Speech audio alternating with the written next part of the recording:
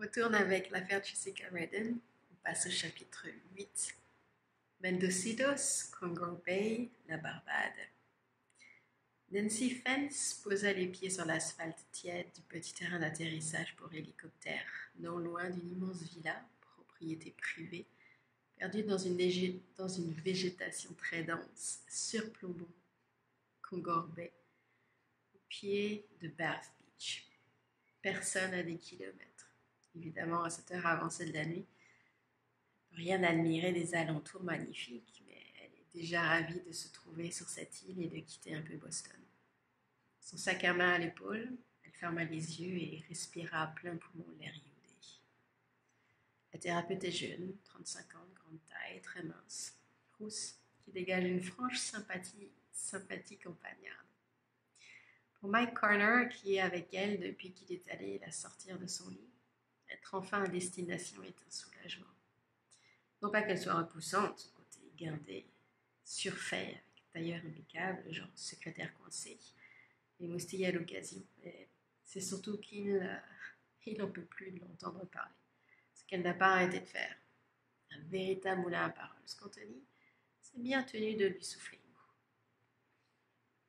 Elle observe, sourire aux lèvres. Mike qui descend à son tour de l'appareil avec un sac de voyage dans une main et l'autre lui fait signe d'avancer pour s'en éloigner. Un buggy de sable les attend avec un chauffeur tout habillé de noir. Une fois installé à bord, le véhicule démarre et prend la direction de la villa en suivant un chemin pavé éclairé. Pendant le court temps que dure le trajet, la thérapeute essaie de jeter de rapides coups d'œil autour d'elle, mais il lui est difficile de distinguer grand-chose, même sous les rayons maculés de la lune. Elle parvient toutefois à entendre le bruit des vagues qui viennent se fracasser à contrebas de la falaise. Le buggy s'arrête enfin devant l'édifice blanc. Son regard parcourt la façade qui se dresse devant elle. Allez-y, vous verrez à quel point la température fraîche est à l'intérieur. Bien mieux qu'ici. Le jeune homme, indiquant la porte d'entrée qui est ouverte, lui fait signe d'avancer. Une fois à l'intérieur, il tend le sac de voyage à une employée d'un certain âge. Martha, veuillez déposer ceci dans la chambre du Dr. Fritz. Merci.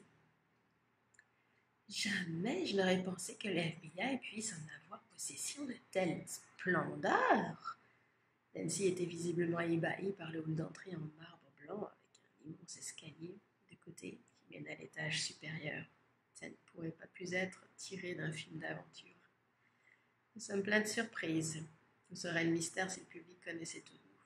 C'est palpitant! J'imagine. Vous devez être terriblement fatigué depuis votre départ de Boston. Je m'en veux de vous avoir tiré de votre sommeil. Je vous accompagne jusqu'à votre chambre. Oh non, j'adore les voyages. Ça m'excite tellement, pas vous. J'ai du mal à contenir mon excitation. Votre chambre est à l'étage, selon moi. Déjà les premières marches de gravi. Il fait de sérieux efforts pour rester courtois avec elle. De quelle époque date cette maison? Elle a dû être construite du temps de la colonisation. Je suis sûre qu'elle a caché des esclaves. Oh mon Dieu, jamais encore j'ai mis les pieds dans une maison de marchand d'esclaves. Vous devez avoir plein d'histoires passionnantes à raconter sur cette époque. Je vous envie, tous ces flibustiers, pirates. Est-ce qu'elle est hantée? Oh, ce serait merveilleux. J'ai toujours rêvé de communiquer avec des fantômes. Peut-être que je pourrais organiser une petite soirée de spiritisme. Ma grand-mère a toujours dit: la villa date des années 90 et je crois savoir qu'Anthony a souhaité votre présence ici pour aider Jessica. Mac n'a pas pu s'empêcher de mettre fin aux tirades débiles de cette femme, soi-disant experte en psychiatrie. Débitait, bien qu'il lui ait été demandé d'être des plus courtois et charmants avec elle. Le vase est sur le point de déborder. Ils arrivèrent au bout des escaliers. Tout à côté d'eux, le grand salon surplombant le fameux hall d'entrée. Sur la gauche, un long couloir se dévoile sous leurs pas. Continuant de précéder la thérapeute pour lui montrer le chemin sans pour autant mettre trop de distance entre eux. Même s'il ne manquait pas lieu, vous pouvez admirer des toiles de maître accrochées au mur, des arrangements floraux répartis de ci de là. Tout le long des portes donnant accès aux 6 chambres à l'étage, un tapis aussi long que le couloir lui-même recouvre en partie une plancher de bois. Oui, vous avez raison. L'espace d'un instant, j'ai comme oublié les raisons de ma présence ici. Raison de plus pour reprendre votre nuit de sommeil là où elle a été suspendue. Je m'en voudrais atrocement si par ma faute, votre jugement pouvait se retrouver modifié ou diminué. Votre professionnalisme est tellement vanté, ça serait dommage. Je ne pourrais souffrir d'en être responsable. Je parle de trop, n'est-ce pas? Je sais bien, je dis pas rien. À chaque fois que je rencontre des inconnus, enfin, ça, je parle. Un vrai moulin à parole. Je n'arrête plus de m'arrêter. La nervosité est presque incontrôlable. Déjà, quand j'étais toute jeune, mon frère exigeait qu'on me mette une muselière si je voulais l'accompagner aux soirées de ses copains. Évidemment, je n'ai jamais fait. Une muselière, c'est pour les chiens. Alors, ce que je faisais plutôt, vous êtes marié? Non, ça ne m'étonne pas. Mike s'arrête devant une porte qui ouvre. Une lumière douce est déjà allumée. Le sac de voyage de Nancy Fence est posé sur le lit à baldaquin. Votre chambre. C'est surprenant, n'est-ce pas? Enfin, quand même. Pour une thérapeute de mon envergure, de ma renommée. Vous voulez connaître ma théorie? Elle est entrée dans la pièce sans vraiment faire attention, se tenant au milieu de la chambre, gesticulant presque comme un calamar dans un musée. Pas particulièrement. Je suis moi-même fatiguée, j'ai une longue journée.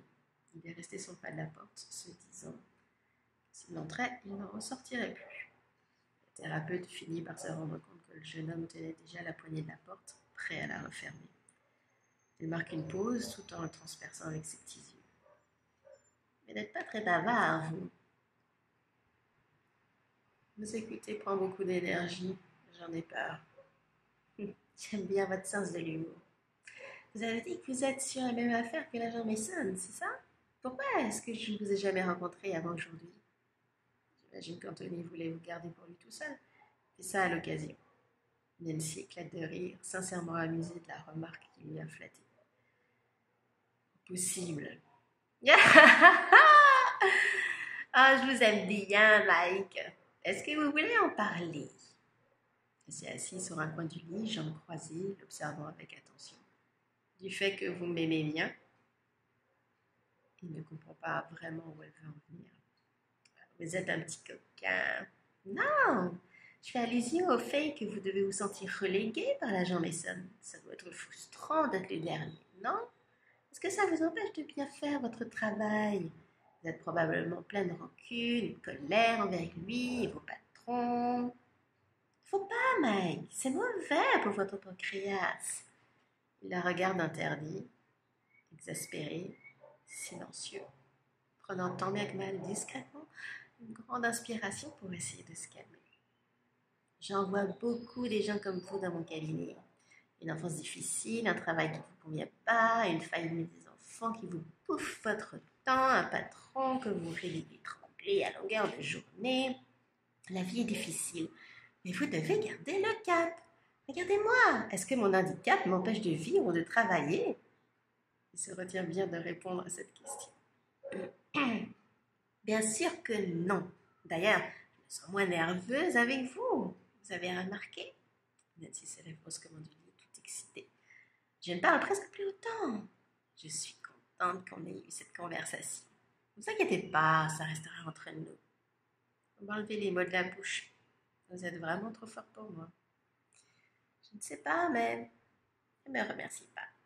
Ça me faisait plaisir. Dites-moi plutôt où se trouve la chambre de Jessica. Je vais aller lui dire un petit bonjour et voir comment elle va. La thérapeute s'approche de Mike, prête à quitter la pièce. En dehors du fait qu'on est au beau milieu de la nuit, Anthony et Mademoiselle Regan ne sont pas là pour le moment. Mais je ne comprends pas. Vous avez bien dit qu'ils avaient besoin de moi. C'est le cas. Ils sont en route. Vous pourrez en discuter avec eux en matinée, une fois que tout le monde aura bien dormi. Ne me dites pas qu'il s'est passé quelque chose. Ah bah ça c'est un monde. Je suis toujours la dernière admise au courant. Vous trouvez ça normal, vous? Vous semblez avoir du mal à envisager la possibilité qu'elle puisse recouvrer la mémoire.